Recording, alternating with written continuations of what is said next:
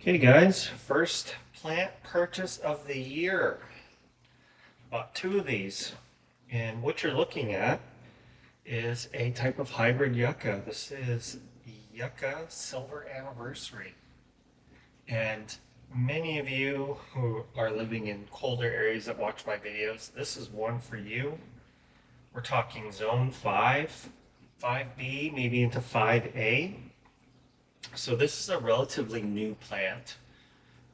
It was created or first became available in 2018 from Plant Delight Nursery there in Raleigh, North Carolina.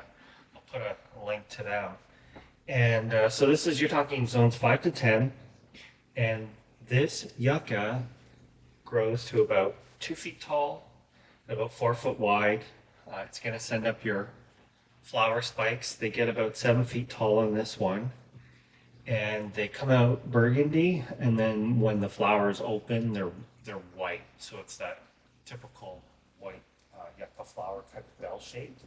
And the really cool thing about these is that they have some hybrid vigor going for them. They grow faster than either parent species and produce a lot of offsets. And this one actually has a really nice blue color to it. So this one was created by crossing Yucca pallida, also known as the pale leaf yucca, with Yucca filamentosa, also known as Adam's needle. That's probably the most common yucca you'll find anywhere in North America is the filamentosa. So Yucca filamentosa, zone 5, easy.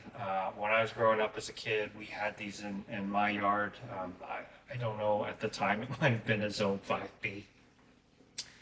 And Yucca filamentosa is one that's native to the East Coast. It's found, beaches, sand dunes, fields, starts around somewhere around South Carolina, Florida. You see it all the way down to Florida to Mississippi. And that one grows about 2 to 3 feet tall and wide, and it will send up quite tall, bloom stalks. They can be 5 to 8 feet tall, even higher. Yucca pallida, which is the other parent, which is known as the pale leaf yucca, it's a little bit smaller. That one gets about 2 feet, 2.5 foot tall and wide. It does have the white flowers. I mean, they're all very similar looking, but that Yucca pallida is native or endemic to north central Texas, which means it's the only place it's found. And so that particular yucca is hardy to zone 6, and it does have the bluish green color, and it grows about 6 feet tall. So this one will be the size, about the size of the pallida, but it has that really awesome hybrid vigor, so it will grow quickly and probably flower at a younger age. The thing I like about yuccas is, one, they're quite architectural looking, but they're tough as nails. My plan is to use this in my parking strip. So that is the 4 foot piece of property I own that is between the sidewalk and the street. Right now, all that's in there is some gravel and a river rock and some trees. So this is the year that I'm going to start working on that, and this plant is going to work out really well for there.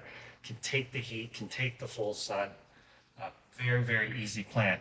And the best thing about these ones, and the reason I bought this particular pot, and I have another one as well, I bought 2 of them, is because there's not a single plant, there are multiple plants.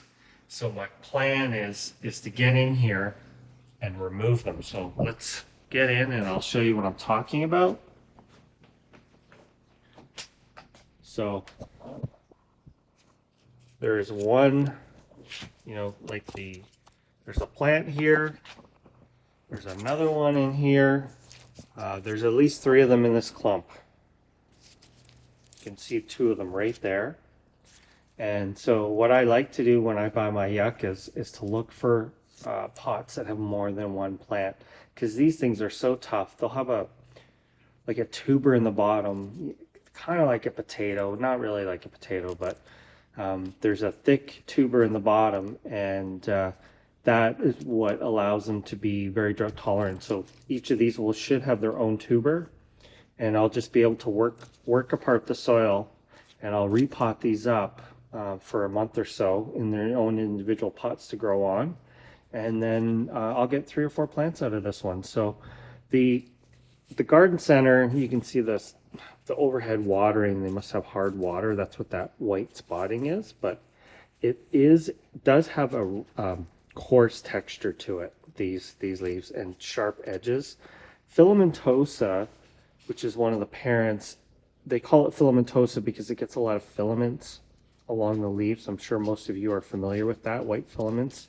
Pallida doesn't do that, and this one doesn't have those filaments either. But kind of an interesting one.